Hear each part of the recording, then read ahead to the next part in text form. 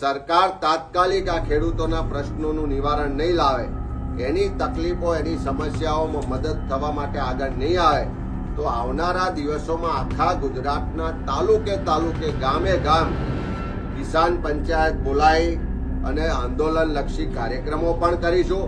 અને સરકારને એ પણ કહેવા માંગીએ છીએ કે સરકાર ખેડૂતની વાત નહીં સાંભળે તો આવનારા દિવસોમાં એક પણ મંત્રીને ગામડામાં પ્રવેશ કરવા દેવામાં નહીં આવે.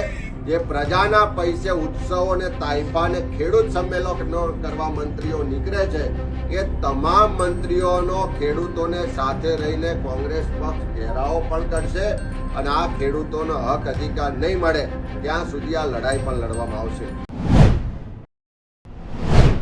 પણ આજે આપણે જે રીતે પરિસ્થિતિ જોઈએ છે કે ગઈકાલે આજે આખા ગુજરાતમાં માવઠાની સ્થિતિ છે અને જગતનો તાત કહેવાય એવો ખેડૂત કે જેના માટે ભૂતકાળમાં આજ ભારતીય જનતા પાર્ટી દ્વારા ખૂબ ભાષણો થયા કે ગુજરાતનો ખેડૂત મારુતિ ગાડી ચલાવતો થઈ ગયો છે, ખેડૂતોને ઉત્પાદનના ડબલ ભાવ મળશે.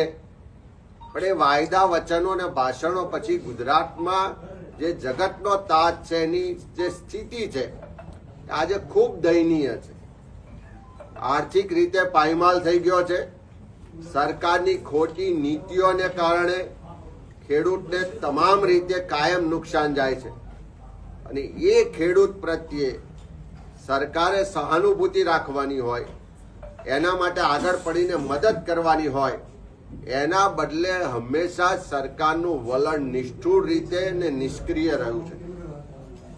આજે જે રીતે આખા ગુજરાતમાં માવઠાની સ્થિતિ છે કે ખેડૂતોના ખેતરમાં તૈયાર પાક આજે સંપૂર્ણ રીતે નષ્ટ થયો છે, ક્યાંક પાણીમાં ડૂબી ગયો છે, ક્યાંક તણાઈ ગયો છે અને ક્યાંક આખો તૈયાર પાક આખા વર્ષની જે ખેડૂતની મહેનત છે એના પર માવઠાએ પાણી ફેરવી દીધું છે.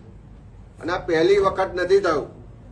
2024માં પણ આપણે બધાને યાદ છે કે જુલાઈ ઓગસ્ટ મહિનામાં આ જ રીતે કમોસમી વરસાદને કારણે, અનેક વખત અતિવૃષ્ટિને કારણે, હમણાં છેલ્લે પણ બનાસકાંઠામાં વાવ હોય, થરાદ હોય કે સુઈગામ હોય ત્યાં પણ અતિવૃષ્ટિને કારણે જે રીતે વારંવાર ગુજરાતમાં માવઠા અને અતિવૃષ્ટિથી ખેડૂતોને નુકસાન થઈ રહ્યું છે, ખેડૂતો તમામ રીતે એનો ઊભા પાકને સંપૂર્ણ નષ્ટ થતો પોતાની આંખો સમક્ષ જોઈ રહ્યા છે, આર્થિક રીતે પાયમાલ થઈ રહ્યા છે. પણ એ બાબતે સરકાર આટલા વર્ષો પછી પણ બિલકુલ ગંભીર દેખાતી નથી. એક બાજુ ખેડૂતો ખાતરની તંગીનો ભોગ બને છે, ખાતર બિયારણની કાળાબજારી થાય છે, ભ્રષ્ટાચાર થાય છે, જમીન માપણીમાં મોટા પ્રમાણમાં ગોટાળા છે, ખેડૂતોને કોઈ પણ રીતે સિંચાઈથી લઈને વીજળીના ભાવથી લઈને દિવસે વીજળીમાં પણ અનેક રીતે તકલીફો છે. બીજી બાજુ જ્યારે તૈયાર પાક લઈ અને બજાર સમિતિઓમાં એટલે કે એપીએમસીમાં વેચવા જાય ત્યાં પણ કમિશનના નામે એની સાથે તોડ થાય છે, એને લૂંટવામાં આવે છે. અને આખા ગુજરાતમાં જે ભાજપનું મળતિયાઓનું આખું જે નેટવર્ક છે એ સહકારી માળખા દ્વારા ખેડૂતોને બધી જ રીતે હેરાન પરેશાન કરવામાં આવે છે. એટલે એક બાજુ કુદરત લૂંટે, બીજી બાજુ ભાજપ પ્રેરિત આખું જે સહકારી માળખું છે એ ખેડૂતોને લૂંટે અને એને મદદ કરવામાં, એને બચાવવામાં સરકાર બિલકુલ નિષ્ક્રિય અને નિષ્ઠુર દેખાય છે. ત્યારે જે અત્યારે માવઠાથી આખા ગુજરાતમાં નુકસાન થયું છે, ખાસ કરીને સૌરાષ્ટ્રમાં કે મોટે ભાગના ખેતરોમાં મગફળીનો તૈયાર પાક આજે સંપૂર્ણ રીતે નાશ થયો છે. ત્યારે સરકાર પાસે અમે માગણી કરીએ છીએ કે વારંવારની રજૂઆતો છતાં પણ આના કાયમી નિવારણ માટે કોઈ સરકારે નીતિ કે પગલાં નથી લીધા. ત્યારે અત્યારે જે માવઠું થયું એ નુકસાનના વળતર પેટે સરકાર તાત્કાલિક સર્વે કરાવે અને એના માટે સ્પેશિયલ પેકેજ જાહેર કરે એવી માગણી કરીએ છીએ. સાથે સાથે આ દર વર્ષે આવી સ્થિતિનું નિર્માણ થાય છે તો કાયમી નિવારણ માટે છેલ્લા ઘણા સમયથી અમે વિધાનસભાથી લઈને બહાર અમારા કિસાન કોંગ્રેસ દ્વારા પણ જે માગણી કરવામાં આવે છે, લડત લડવામાં આવે છે કે પાક વીમા યોજના સરકાર તાત્કાલિક શરૂ કરે પ્રધાનમંત્રી ફસલ વીમા યોજનામાં છેલ્લે જે સ્થિતિ થઈ હતી એનાથી આપણે બધા જ જાણીએ છીએ અને વર્ષોથી ગુજરાતમાં કોઈ પણ જાતની પાક વીમા યોજના નહીં હોવાને કારણે આજે ખેડૂત ભગવાન ભરોસે છે. ત્યારે સરકાર તાત્કાલિક પાક વીમા યોજનાની જાહેરાત કરે, શરૂઆત કરે એ પણ માગણી કરીએ છીએ.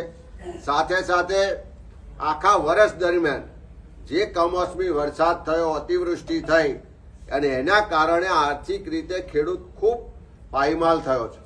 જે બેંકોમાંથી ધિરાણ લીધું છે એ ધિરાણ સમયસર પાછું ભરવા માટે હવે સક્ષમ નથી, એની પાસે કોઈ વ્યવસ્થાઓ નથી અને એ જો વ્યવસ્થાઓમાં સરકાર મદદરૂપ નહીં થાય તો આવનારા દિવસોમાં ગુજરાતના ખેડૂતોને આત્મહત્યા કરવા સિવાય કોઈ બીજો રસ્તો રહેવાનો નથી.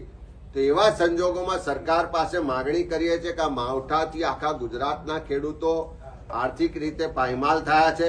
એટલે જે અસરગ્રસ્ત વિસ્તારો છે તમામ વિસ્તારોના તમામ ખેડૂતોને ચાલુ વર્ષનું એમનું જે બેંકનું ધિરાણ છે એ સંપૂર્ણ માફ કરવામાં આવે એવી માગણી કરીએ છીએ.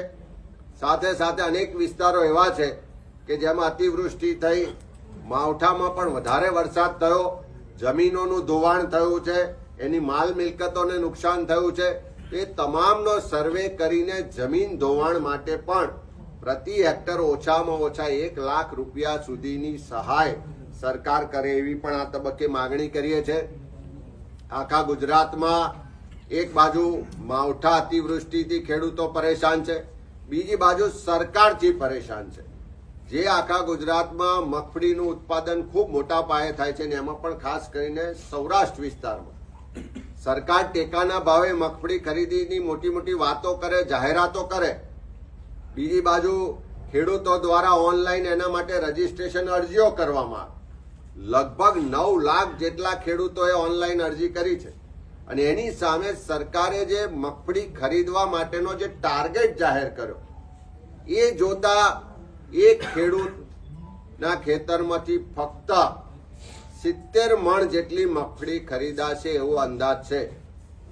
તમે વિચાર કરો કે ખેડૂત મહેનત કરે, પરસેવો પાડે અને સરકાર પાસે અપેક્ષા રાખે કે મને બજારમાં પૂરતો ભાવ નહીં મળે તો ટેકાના ભાવે સરકાર ખરીદશે અને સરકાર એમ કે અમે 70 મણ જ ખરીદીશું તો બાકીની મગફળી ખેડૂત ક્યાં ફેંકવા જશે? એનું શું કરશે? બજારમાં એનો કડદો થશે તો એમાંથી કેવી રીતે બહાર આવશે? તો સરકાર પાસે અમે વારંવાર માગણી કરી છે કે 70 મણ નહીં પણ દરેક ખેડૂત પાસેથી ઓછામાં ઓછી 300 મણ મગફળી સરકાર ટેકાના ભાવે ખરીદે એવી જાહેરાત કરે અને એ માટેની વ્યવસ્થાઓ કરે. ખેડૂતો પીડાય છે, વારંવાર આંદોલનો કરે છે, વારંવાર કોંગ્રેસ પક્ષ એના માટે લડે છે, તેમ છતાં સરકારના પેટનું પાણી હાલતું નથી. સરકારની નીતિ પણ નથી ને સરકારની નિયત પણ નથી કે ગુજરાતનો ખેડૂત પગભર બને, ગુજરાતનો ખેડૂત આગળ વધે. ત્યારે એવા સંજોગોમાં આજે અમે સરકારને પણ કહેવા માંગીએ છીએ કે આ માવઠા થવાથી જે ખેડૂતોને નુકસાન થયું છે એના માટે સ્પેશિયલ પેકેજ જાહેર કરે, એના 1 વર્ષનું સંપૂર્ણ ધિરાણ માફ કરે, એના માટે ગુજરાતમાં પાક વીમા યોજના તાત્કાલિક શરૂ કરે, જમીન ધોવાણના અને અન્ય નુકસાની માટેનું પણ વળતર જાહેર કરે, ખેડૂતોની જે મગફળીનું ઉત્પાદન છે એમાં ઓછામાં ઓછી 300 મણ મગફળી પ્રતિ ખેડૂત ખરીદવાની સરકાર જાહેરાત કરે અને આ તમામ મુદ્દાઓને લઈ ખેડૂતોનું જે તકલીફ છે, દર્દ છે, જે આક્રોશ છે એને વાચા આપવા માટે આવતીકાલે બોટાદ ખાતે કોંગ્રેસ પક્ષ દ્વારા ખેડૂતોનું મહાસંમેલનનું પણ આયોજન કર્યું છે.